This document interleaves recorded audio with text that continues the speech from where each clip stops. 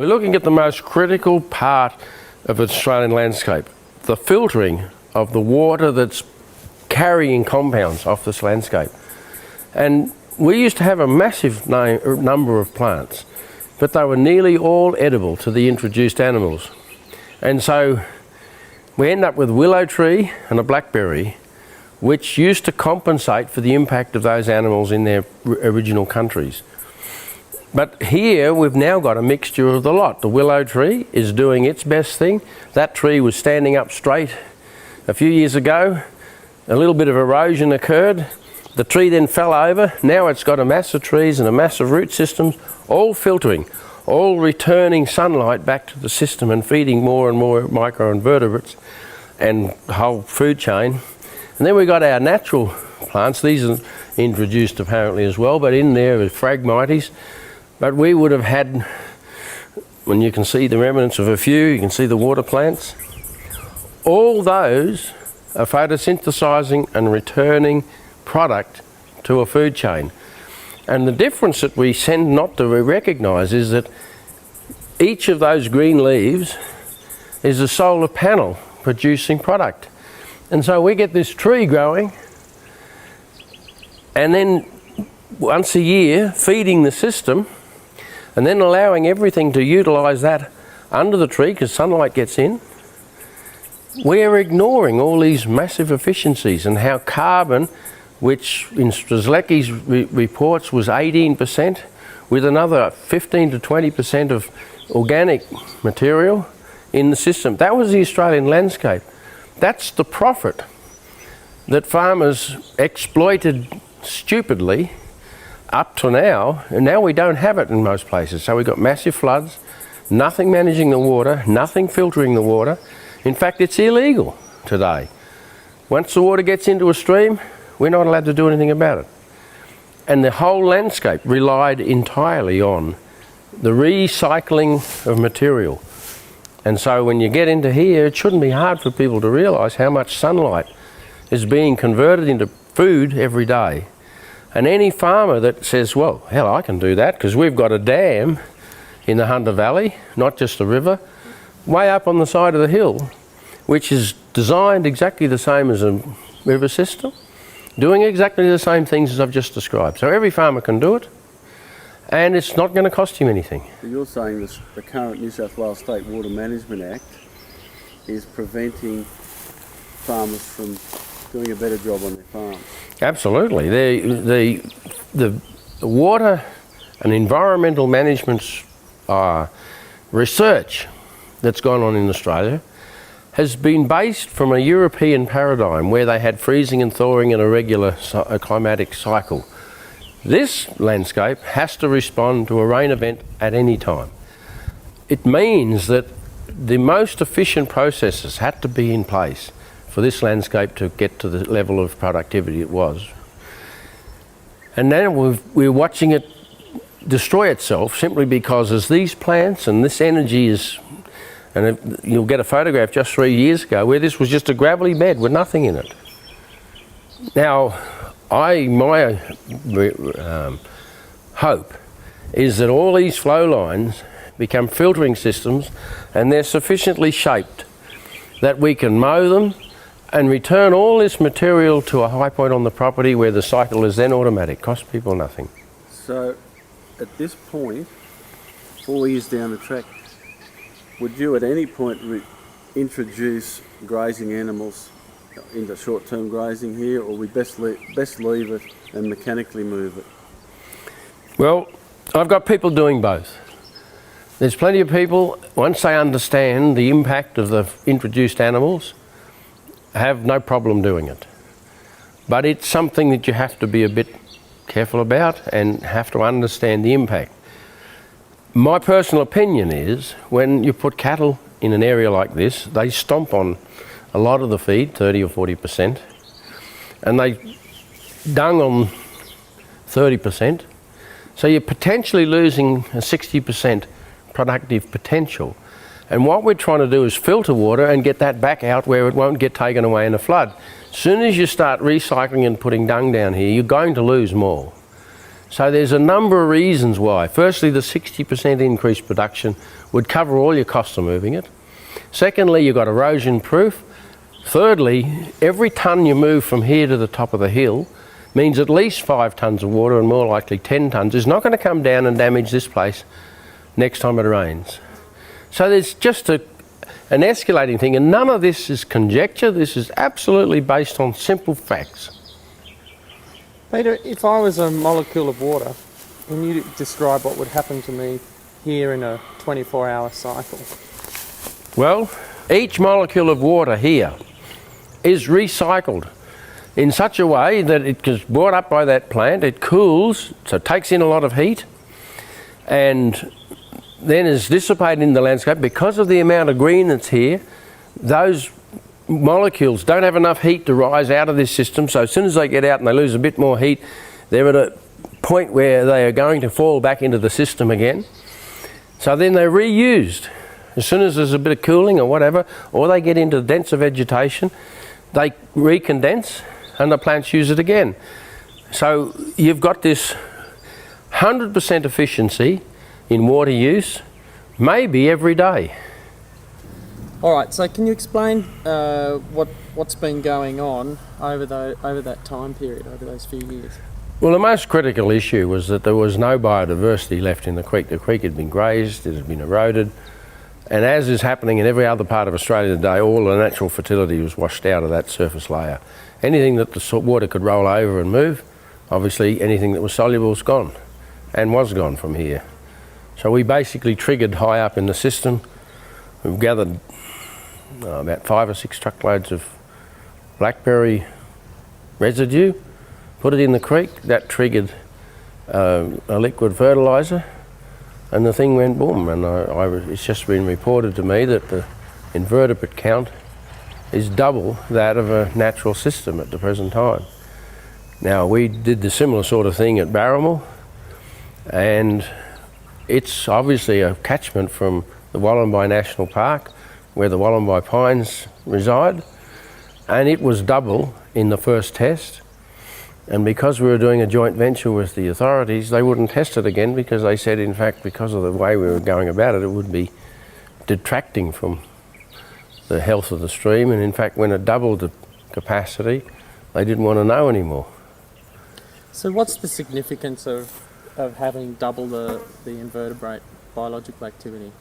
Well, my reading is it's just a recovery cycle, and in fact we're probably still only 10 or 20% of what was here before it was all disrupted. So I would expect and hope that in fact over the next year on year it will double. So if the average farmer says, if I do this type of work on my farm, first question, what's in it for me? And is there an economic benefit for the farmer to do this work in terms of just pure production, making money?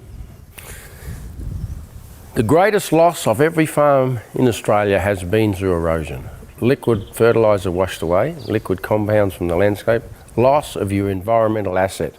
We cut a very small percentage out in product. We lose probably 80 to 90% to erosion in a climate like this, under the activities, agricultural activities that we presently use. So we're just trying to reproduce the most efficient way that this landscape once functioned. And by doing that, we're filtering, we're not allowing that loss of environmental asset. And so any farmer who does that obviously has got an 80% potential of increased production at a nil additional cost, because it's all moved by gravity. It happens at each rain event. So if he can get fertility filtered and back to an appropriate part of his property, or in a series of alleys or whatever, using the contour system, his first cost is his last cost, and from then on he can build the system. Because don't forget, we are all using the results of sunlight and plant activity. Even the reserves in the soil were created the same way. And what we're trying to do is stop the losses and increase that production of material from sunlight and plant systems. And that can't be more expensive, because you get it all for nothing. if a farmer thinks he's getting more water for nothing, he'd be tempted to start pumping it out and irrigating. You'd be saying that would be the last thing you'd do. You'd actually use this water for environmental benefit. Well, in an environmental situation, this is why I mentioned the efficiency of the Australian landscape. It was able to recover water many times, just in the Amazon. They get the water back 7 times, either through a dew cycle or a rain cycle. And so once we get a landscape that's hot, the water has got so much heat in it that it rises straight out of the landscape. It's lost. So we're now losing between 50 and 60% of all water that falls on the land back to evaporation. Whereas if this was managed carefully and the farming systems we used, let me just jump straight to a mulch farming system, we would probably recover 40-odd% of that water that's presently being lost. And potentially, the Australian landscape had got to the cycle where this recovery daily was many times, probably 7 to 20 times, that same water would be recovered, but all the time it's being producing production. So the plant, as it photosynthesizes, has to use water. If that's a cool enough process, because there's enough plants there, that water stays and is available for the plants next evening. So that's not even part of the rain cycle, it's part of the daily water cycle, which is the most critical water in the landscape. So in many ways, we get a water gain in the system. And you're advocating that gain should be used for more environmental benefit. Well, it's production. You know, we're all talking about we must increase production. So the more we can recycle that water and get production, clearly it's 100% profit at each cycle. And, you know, anything that deviates from that is as bad as a 70% loss or more each cycle. What's the problem with the current legislation? Well, the current legislation based on freezing and thawing, what we're looking at is an illegal structure. We've got a special dispensation to put it in, but the difference is obvious. The difference of how much more filtering, recovery, and more essentially production. We are getting CO2 out of the atmosphere into this plant material, and we're feeding everything in the process. And it doesn't matter if you can't eat this particular plant, that material put through the environmental microprocessor will grow anything. So we're just looking at continual production. The governments need to change legislation. What do you see the process? A big bunch of people or a bunch of universities or a bunch of farmers to get this change happening? To change where we're at, I believe, is just an exercise in common sense. And I think our forefathers left the facility in our laws. It's just that there's been a few cowboys gotten into the thing wanting to do water trading and other bits and pieces, and we've ignored the fact that what's happening and what the government's doing is fundamentally illegal against the Constitution. And you know, our Constitution is based on European laws where if you destroy the environment, you've broken the law. And I think we've got to get back to that. That's the simple issue. And we then sort of say, well, we just have to look at the law from the point of view that this Australian landscape has given us a blueprint of the most efficient way to do things, and have that the basis of the law. So we've got different pieces of legislation, different levels working against each other that work against... Not even coexisting. They don't even relate to one another in some cases. You know, we've got legislative systems where the departments don't even talk to one another. You know, it's just diabolical. And I mean, I know that that is an illegal process. If you're involved in something where you have a duty of care to the public, you also have a duty of care to analyse the whole process that you're dealing with, and they're not doing that, and that's obvious everywhere. So, as well as the legislation problems, do you think government employees should be doing more work in better ways? They should be earning their money a bit better.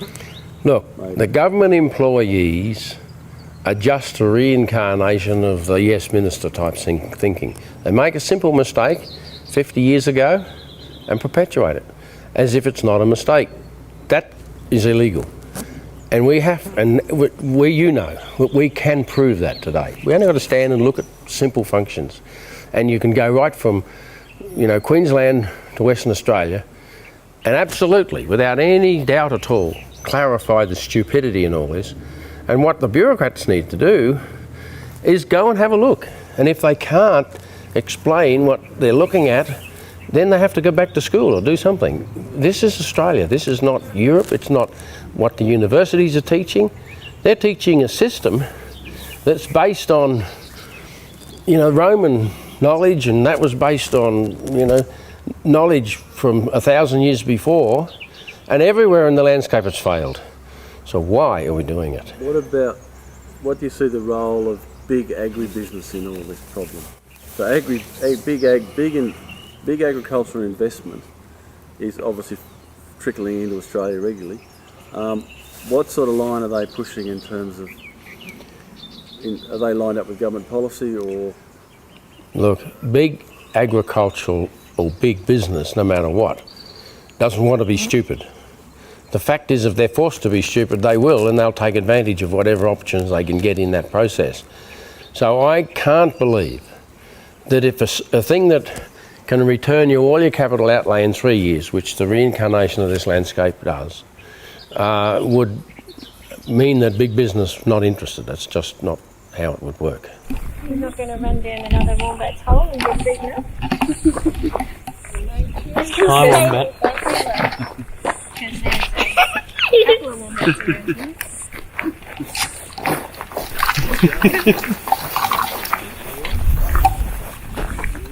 Good girl, Rose. Good girl. Good girl.